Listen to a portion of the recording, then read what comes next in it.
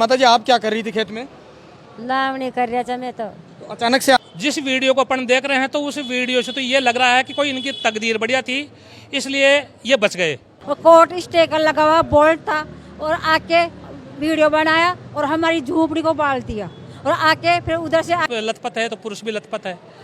मैंने उसको वीडियो बनाया एक वकील होने के नाते प्रशासन को, सरकार को दिखाने के लिए, लेकिन निम्स प्रशासन वाले आए और मेरा मोबाइल छीन लिए कि नहीं हमारे ऊपर तो पुलिस का दबाव है।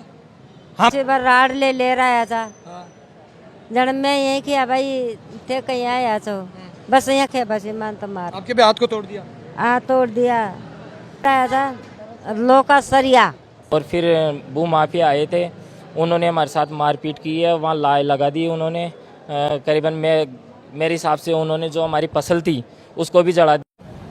आमेर की ग्राम पंचायत कांट और कांट के सांगावाड़ा गांव में कुछ भूमाफियों के द्वारा रेगर समाज के लोगों को इस तरीके से पीटा जाता है।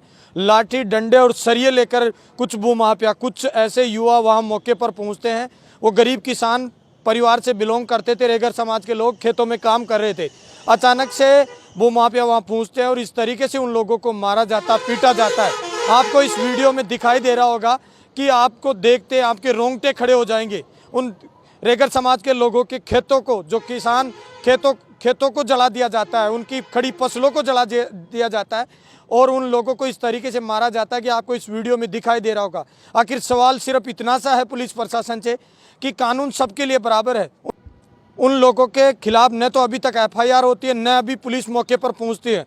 वो लोग जब इससे पुलिस के पास लगातार कॉल कर रहे हैं, न पुलिस मौके पर पहुंचती है। पुलिस केवल ये कहकर इस बात को टाल देती है क्या आपके पास ज़मीन की रजिस्ट्री है क्या। केवल उन लोगों के पास रजिस्ट्री नहीं थी, वो लोग 15 से 20 साल तक उस ज़मीन को बाकर खा रहे थे। लेकिन अचानक से कुछ भूमाफिया पहुंचते हैं और इस तरीके से उन लोगों को मारा जाता है। नीमच में 10 से 15 लोग एडमिट है, हालात पूरी तरीके से जख्मी हालात में अभी तक नीमच हॉस्पिटल में एडमिट है। लेकिन पुलिस का रवैया आखिर किस किस है पर पुलिस काम कर रही है, इस तरीके से मारा जाता है और अभी तक पुलिस प्रशासन ने एफआईआर तक नहीं की है। इस तरीके से कहां तक संभव हो पाएगा। हमारे साथ गुलाब जी हैं जो एडवोकेट हैं, इन्होंने इस मामले को पूरी तरीके से मोर्चा संभाल रखा था। गुलाब जी किस तरीके से देखते हैं इस मामले को? सर ये मेरे परिवार के हैं, मेरे गांव के हैं। आज इस ज़मीन के ऊपर एक जगदीश कुलदीप नाम का आदमी है जो प्राइवेट स्कूल का संचालन करता है।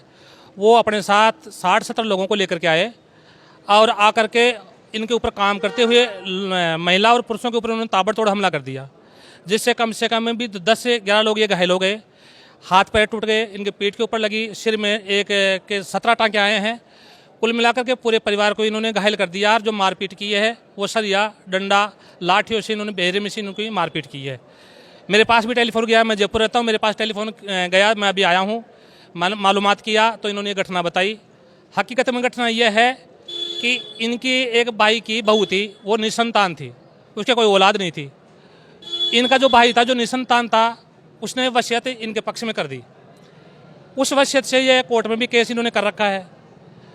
जो इनकी बोझाई थी, बोझाई से पहले इनका जो भाई था भंवर लाल जी, वो ख़त्म हो गए तो बोझाई को जो उसके भतीजे हैं वो भूमाफिया किस्म के लोग हैं, वे अपनी बुआ को ले जाते हैं और ले जा करके 2013 में उसकी रजिस्ट्री करवाते हैं। बुआ का तो शायद इस बात का पता भी नहीं था कि जो परिस्थितियाँ बोल रही है उससे इसी बात का ये बात साबित हो रही है कि उस बुआ को हकीकत में पता ही नहीं था कि मेरे भतीजों ने ये कारगुजारी भी कर दी। वो कारगुजारी ये की कि उन्होंने 2013 में उसकी रजिस्ट्री करवाई बुआ से और 10 लाख रुपए का मैंने उसको रजिस्ट्री को मैंने पढ़ा कल, तो मेरे को मालूम चला कि उसमें 10 लाख रुपए का विक्रय प्रतिफल बता रखा है। अगर वो सद्भावी रूप से क्रेता होता तो शायद रजिस्ट्री करवाने के 1 महीने या 2 महीने या 20 दिन बाद में या 3 महीने में उसका नामांतरण अपने आप में खुलवा लेता। लेकिन उसने तो षड्यंत्र के तहत और पाप पूर्वक उसने रजिस्ट्री करवाई है, इसलिए उस रजिस्ट्री को दबा लिया। 2023 में जब इनकी बोझाई खत्म होती है उसके पीहर में, भतीजों के पास में, तो जब उसकी जो बुआ है क्रेता की, उसके मरने के अंडर 1 महीने में, यानी 1 महीना भी पूरा नहीं होने दिया। हमारे समाज में लास्ट क्रियाक्रम 1 महीने का ही होता है, यानी कि क्रियाक्रम से पहले ही उस ज़मीन का नामांतरण वो लोग अपने नाम खुलवाते हैं और नामांतरण खुलवाने के अगले 10 दिन के अंदर अंदर ही उनको इस जगदीश कुलदीप के नाम ट्रांसफ़र करवाते हैं। जबकि उस ज़मीन के ऊपर इनका जो भाई जिंदा था, वृद्ध था, आंखों से वो अंधा भी था, बोझाई भी वृद्ध थी, तो वो खेती करने में तो असमर्थ थे, परिवार में यही थे, तो इनके भाई के जीते जी ही उस ज़मीन के ऊपर कब्जा कास्ट और उस ज़मीन का उपयोग ये परिवार वाले कर रहे हैं। लेकिन अब ये भूमाफिया जो जगदीश कुलदीप है, उसने अपने नाम रजिस्ट्री करवा ली, नामांतरण खुलवा लिया, कोर्ट में भी इनके मामले विचाराधीन है।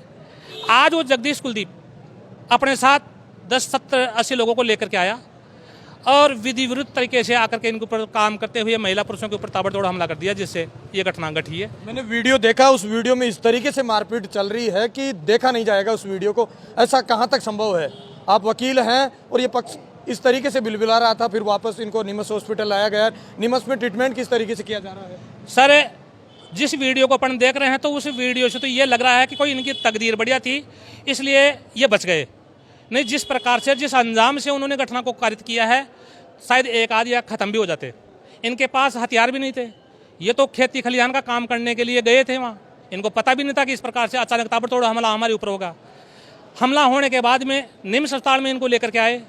निम्स अस्पताल में अभी मैं भी आया, मैंने वीडियो बनाया। उनके जगह जगह लगी हुई है, हाथ पैर टूटे हुए हैं, सिर फटा हुआ है, खूनों से लथपथ है, महिला भी लथपथ है तो पुरुष भी लथपथ है। मैंने उसको वीडियो बनाया एक वकील होने के नाते प्रशासन को, सरकार को दिखाने के लिए। लेकिन निम्स प्रशासन वाले आए और मेरा मोबाइल छीन लिए कि नहीं, हमारे ऊपर तो पुलिस का दबाव है, हम आपको मोबाइल ही नहीं देंगे, इसको डिलीट करो। मैंने कहा चलो थाने में, चंदवाजी थाना आपके ऊपर, मेरे ऊपर चंदवाजी थाना है, चलो चंदवाजी थाने में। आप मोबाइल कैसे छीन सकते हो? मेरा मोबाइल इन्होंने छीन लिया, अभी भी इनके कब्जे में ही है। मैं जाऊंगा, अभी इनके खिलाफ रिपोर्ट दर्ज कराऊंगा, FIR दर्ज कराऊंगा। सुबह पीड़ित परिवार ने पुलिस प्रशासन को टेलीफोन करके सूचना दे दी कि इस प्रकार की घटना हमारे साथ में घट गई। अभी तक आमेर थाने वालों ने इनकी कोई सुध नहीं ली। पीड़ित परिवार ने मेरे को ये भी बताया कि 3 तारीख को ये 4-5 लोगों के साथ में आया जगदीश कुलदीप, उसके साथ में आमेर थाने वाले भी थे। तो जगदीश कुलदीप बोलता, उससे पहले तो पुलिस वाले बोलते कि हमारे को SHO साहब ने ये कह रखा है कि इसको खाली करो, ये ज़मीन तो जगदीश कुलदीप के नाम है। इन्होंने खूब फरियाद भी की, हाथाजोड़ी भी की, और लास्ट में जाते जाते पुलिस वाले कह गए कल थाने में आ जाना। ये पीड़ित परिवार दूसरे रोज थाने में भी पहुंचा। वहाँ SHO महिला है, क्या नाम है, अंतिम शर्मा, SHO अंतिम शर्मा है। उन्होंने भी ये धमकी दी है कि या तो कब्जा खाली कर देना और जगदीश को सौंप देना, नहीं सबको बढ़ लाऊंगी। ये सह है पुलिस की तो। जबकि वकील होने के नाते टेनेंसी एक्ट जो सरकार बना रखी है, उसकी धारा 183 यही कहती है कि यदि किसी भी खातेदार के खिलाफ, किसी भी खातेदार ज़मीन के ऊपर कोई भी आदमी अतिक्रमण कर लेता है तो उसके 183 की कार्रवाई वो करे। 183 में SDM तहसीलदार उसके ऊपर कार्रवाई करेगा, और पुलिस प्रशासन और प्रशासन जो SDM तहसीलदार है वो विधि सम्मत तरीके से अतिक्रमी को बेदखल करेगा। लेकिन यहाँ तो उल्टा हो रहा है, यहाँ तो कानून का तो कोई राज ही नहीं है। 183 को तो इन्होंने हवा में उड़ा दिया। अगर ये अतिक्रमी भी है, जगदीश कुलदीप अगर खातेदार भी है, ये अतिक्रमी भी है, तो जगदीश कुलदीप को और पुलिस प्रशासन को यह अधिकार नहीं मिलता कि इनको जबरन दादागिरी से बेदखल कर दे। पुलिस किसका कहना मान रही, किसके सह पर काम कर रही है? इस पूरे प्रकरण से, जिस प्रकार से पूरा वाकया मैं सुन रहा हूँ, पीड़ित परिवार कह रहा है, लोग गाँव वाले जो मेरे को कह रहे हैं, उससे ये लग रहा है कि पुलिस प्रशासन के सहयोग से ये जगदीश कुलदीप पे दादागिरी कर रहा है। अभी तक आपकी FIR नहीं होती है, इस तरीके से मारपीट हो जाता है, FIR नहीं होती है? FIR के लिए 2 लोग गए भी बताए, लेकिन पुलिस प्रशासन ने अभी तक FIR भी दर्ज नहीं की। तो ये पुलिस का रवैया है। कुल मिलाकर के इसके पीछे, इस घटना के पीछे पूरा पुलिस का हाथ में है। ये पीड़ित परिवार है, वो जो उपायुक्त साहब है, एडिशनल उपायुक्त साहब कुंवर राष्ट्रदीप, उनसे भी इन्होंने मुलाकात की, उनको भी इन्होंने अपनी परिवेदना बताई, व्यथा बताई। कलेक्टर जयपुर को भी इन्होंने बताई, वो अपने स्तर के ऊपर इन्होंने दरख्वास्त दी है, उसके ऊपर कार्रवाई हो रही है। जाकर के ये पुलिस प्रशासन को भी कह रहे हैं, लेकिन पुलिस प्रशासन तो इस प्रकार से मिला हुआ है भूमाफिया से कि वो तो आकर के ये घटना कारित करवा दिया। अगर पुलिस को सारा पता है, अगर पुलिस से उसको पाबंद कर देता, जगदीश कुलदीप को कह देता कि भैया प्रॉपर तरीके से कोर्ट में जा, 183 की कार्रवाई कर, 183 की कार्रवाई के तहत तो इनको बेदखल कर। लेकिन जगदीश कुलदीप से पहले तो पुलिस वाले तैयार हैं इनको बेदखल करने के लिए। अब मैं यहाँ आया हूँ, पीड़ित परिवारों से मिला हूँ, अब आगे की जो अभी कार्रवाई है, जो भी हम फैसला लेंगे, मेरे गांव से, आसपास के गांव से लोग अब आने वाले हैं, और आगे जो भी कानून जो कहेगा उसके अनुसार हम कार्रवाई। एडवोकेट होने के नाते, इनका परिवार का होने के नाते, राजस्थान प्रांतीय रेगर महासभा का महासचिव होने के नाते, अखिल भारतीय रेगर महासभा का जिलाध्यक्ष होने के नाते मेरी प्रशासन से यही मांग है कि जिन लोगों ने इनके साथ में मारपीट की है, सबसे पहले वो अरेस्ट हो। मारपीट करने का किसी को राइट नहीं है, ये मेरी डिमांड है। अन्यथा कल तक समाज वाले और जुटेंगे और हमें प्रशासन अगर कानून से काम नहीं करेगा तो हम पुलिस को बाध्य कर देंगे कानून से काम करने के लिए कि हाँ उनको अरेस्ट करना ही पड़ेगा। लेकिन अभी भी राजस्थान प्रांतीय रेगर महासभा का महासचिव होने के नाते पुलिस प्रशासन से मेरी एक ही मांग है कि कानून का राज है, आप सबके माई बाप हैं और आप दोषियों को गिरफ्तार करें जिनके साथ में मारपीट की है। यहाँ निम्स अस्पताल में जो पीड़ित परिवार भर्ती है उनसे मिले। निम्स प्रशासन वाले भी ये कह रहे हैं कि साहब हमारे ऊपर तो पुलिस का दबाव है, और वो इस बात से साबित हो रहा है कि पुलिस अभी जब अंदर गए तो उन्होंने कहा साहब हम तो डिस्चार्ज कर रहे हैं सबको। मैंने कहा डिस्चार्ज क्यों कर रहे हो जब इनके कोई चोट नहीं है? बोले साहब हमारी तो दबाव है। तब मैंने कहा दबाव है तो मैंने कहा मैं यहाँ धरना प्रदर्शन कर रहा हूँ। जब धरना प्रदर्शन की बात हमने की तो अब वही निम्स प्रशासन ये कहने लगे कि साहब हम इनको भर्ती करेंगे, इनका ऑपरेशन होगा। 1 घंटे में निम्स प्रशासन की ट्यूनिंग बदल रही है। ये सीधा साबित हो रहा है कि पुलिस प्रशासन में निम्स काम कर रहा है और पुलिस प्रशासन के दबाव में ही ये डिस्चार्ज कर रहे हैं कि ताकि मेडिकल रिपोर्ट हम नॉर्मल बना दे। लेकिन पुलिस के ऊपर नेताओं का भी राज रहता है, नेता भी कहते हैं वैसा हो जाता है मामला। विधायक से या जो पूर्व प्रदेश अध्यक्ष सतीश पूनिया रहे हैं उनसे। अभी मैं यहाँ आया, जाते ही मैंने तुरंत मेरे मोबाइल से वीडियो बनाया। वीडियो बनाने के बाद में मैं इनसे जैसे मेरा मोबाइल उन्होंने छीन लिया, मोबाइल मेरे पास में होता तो शायद मैं मेरे नेताओं से बात करता, लेकिन उन्होंने मेरा मोबाइल छीन लिया और मेरे नेताओं के मोबाइल नंबर उसी में फीड है। वो यूँ ही मेरे को मोबाइल मिलेगा मैं मेरे नेताओं से बात करूँगा। अभी यहाँ से प्रशांत जी जो MLA है उनसे बात हुई है, उन्होंने ये कहा कि मैंने SHO आमिर से बात की है और जो भी लीगल कार्रवाई है वो मैं करवाऊँगा। उन्होंने तो उनसे बात की है तो उन्होंने तो ऐसा आश्वासन दिया, बताया। अब जैसे मेरे को मोबाइल मिलेगा मैं सतीश जी पूनिया जी से, राजेंद्र साहब से और जो भी अन्य जो नेतागण हैं उनसे मैं बात करूँगा और न्याय की मांग करूँगा। कितने लोगों की चोटें आई हैं? ये कितने लोगों के हैं? 8 या 10 लोगों के चोटें आई हैं। ये देखिए माता जी है, बूढ़ी माता। माता जी आप क्या कर रही थी खेत में? लावणी कर रहा था मैं तो। अचानक से आते हैं, किस तरीके से मारा जाता है? अचानक किसी बार राड ले रहा था। जब मैं यही किया भाई थे कहीं आया तो बस यहाँ खे बस मान तो मार आपके भी हाथ को तोड़ दिया? हाँ तोड़ दिया। मारे अम्मा का तो टापरान को संभाल बड़ो को न माँ का 2 तो बेटा की बुआ और मारा छोरा 2 और मैं और दूसरा बेटा बू मारा जान सब ने मार दिया। यहाँ 8, 9, 9, 10 टाँका आया था माँ का माथा में 2, 2, 3 जगह। कौन थे, कितने लोग आए थे? 50, 60, 80 लोग था और बस बल्ले ले रहा था लोग का सरिया। सरियों से मारे? हाँ सरिया से। ये देखिए अभी भी खूनी हालात में है। क्या नाम है? मेरा नाम सरोज है सर। ये नदी से आ रहे थे और कोर्ट स्टेकर लगा हुआ बोल्ट था और आके वीडियो बनाया और हमारी झोपड़ी को बाल दिया और आके फिर उधर से आके हमारे आक्रमण कर दिया। लोहे के छरिये लेके आए थे और हमारे पर मारपीट कर दी। कितने लोगों की लगी है? 10-11 आदमी लोग हैं हमारे। आप भी थे मौके पर? मैं नहीं था साहब। क्या नाम है? मेरा नाम मक्खन लाल बारोलिया है। मैं घर से फ़ोन आया था, बार घोड़ा हो रहा था वहाँ पे, तो मैं गया था वहाँ पे। तो ये लेडीज़ लोगों को इनको पटक रखा था। तब मैं इनको छुड़ाने गया, इनको खींच के मैं ज़बरदस्ती जो हमारा जो गेट था वहाँ इनको पटक के मार रहे थे। मैं इनको खींच के लाया था। उस टाइम में मेरे भी 2-3 इन्होंने दी है और मेरे भी 2-3 जगह लगी है मेरे भी। तो क्या रहा उसके बाद में? फिर क्या हुआ? मारपीट कितने लोग किए आपके साथ? करीबन मेरे को 80-90 लोग दिख रहे थे वहाँ पे। 80 लोगों ने मारा है? सरिया डंडा ले रखे? हाँ, सब ने सरिया डंडे ले रखे थे। करीबन उनकी 3-3.5 फुट की हाइट थी उनकी। तो क्या हुआ कि पुलिस प्रशासन किस तरीके से कार्रवाई कर रहा है?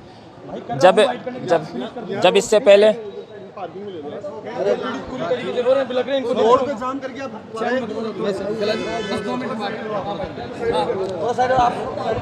पुलिस प्रशासन को हम कॉल कर रहे थे, बार 100 नंबरों पे कॉल कर रहे थे, तो हमारे किसी मोबाइल से 100 नंबर पे कॉल नहीं लगा। हमने हमारे ताऊ जी को फ़ोन किया, गुलाब चंद जी को फ़ोन किया। गुलाब चंद जी को फ़ोन करने के बाद में वहाँ से इन्होंने फ़ोन किया था वहाँ पुलिस 100 नंबरों पे। और उसके बाद में पहले भी आए थे ये लोग, पुलिस प्रशासन लेके आए। अरे आप क्या करें? हम सब मांग ये है हमारी कि उनको सज़ा मिले, हमारे को न्याय हो हमारे साथ। क्या मामला था पूरा? देखिए ज़मीन का मामला ही था, लेकिन हम उनको करीबन, मैं तो जब से देख रहा हूँ, जब से हमारे पिताजी और बोल रहे हैं, हम उनको जैसे किसी भी रिश्तेदारी कोई भी उनका जो भी था हम ही कुछ करते थे। जो हमारी ताई जी थी उनको भी हम ही खाना वाना खिलाते थे। हमारे ताऊ जी को मरने के बाद में उसके भतीजे ने उसको ले गया वहाँ जाने के बाद में 1-2 बार हम लेने भी गए थे उनको, लेकिन उसने नहीं आने दिया। दादागिरी किया, समाज के लोगों को लेके गए साथ हम, लेकिन फिर भी वो नहीं आने दिया। उसने ताई जी से अनलीगल तरीके से रजिस्ट्री करवा के उसको रख लिया। अब ताई जी को मरने के बाद में उसने नामाकरण खुला के तुरंत बेच दिया। उसने आचार संहिता के टाइम में उसने दूसरे का रजिस्ट्री करवा दिया। अब रजिस्ट्री होने के बाद में हमें पता चला तो हम कोर्ट से स्टे भी लिए थे। स्टे को इन्होंने बर्खास्त करके और फिर भूमाफिया आए थे, उन्होंने हमारे साथ मारपीट की है, वहाँ लाई लगा दी उन्होंने। करीबन मेरे हिसाब से उन्होंने जो हमारी फसल थी उसको भी जला दिया। मैं तो दूर से देखा था, मैं तो इनको ले के आ गया। एक सीरियस हो गया था, बेहोश हो गया था, उसको लेके आया, एम्बुलेंस को फ़ोन किया, एम्बुलेंस का फ़ोन भी नहीं लग रहा था। हमारे मोबाइलों से कोई फ़ोन नहीं लग रहा था वहाँ पे। हम 2-3 मोबाइल थे उनसे भी किया था, उन्होंने हमारे मोबाइल भी छीन ले गए। और मैं मोबाइल से कॉल कर रहा था, उसने मेरे पे वार भी किया है, सरिये से वार किया उसने। अचानक आते ही ताबड़तोड़ उन्होंने वो हमला कर दिया हमारे ऊपर। तो प्रशासन से यही गुजारिश है हमारी मदद करे। हम पीड़ित परिवार, हम अब जितने भी लोग थे सब यहाँ एडमिट है। नहीं हम वहाँ जाते। कितने लोग एडमिट हैं? करीबन 12-13 10-11 आदमी। हाँ। ये देखिए आमेर के कांट का मामला है और किस तरीके से इनको मारा जाता है, पीटा जाता है भूमाफियों के द्वारा। लेकिन अब इसमें गलती किसकी है, कौन से पक्ष की क्या है, लेकिन आखिर इस तरीके से लोगों को मारा जाएगा क्या? और आखिर अभी तक पुलिस प्रशासन ने कार्रवाई तक नहीं की है, FIR तक नहीं की। आखिर पुलिस आमेर का जो प्रशासन है किसकी सह पर काम कर रहा है? आप मेरे साथ देख रहे हैं तेज मीडिया ग्रुप और मैं हूँ तेजपाल। जय हिंद, जय भारत।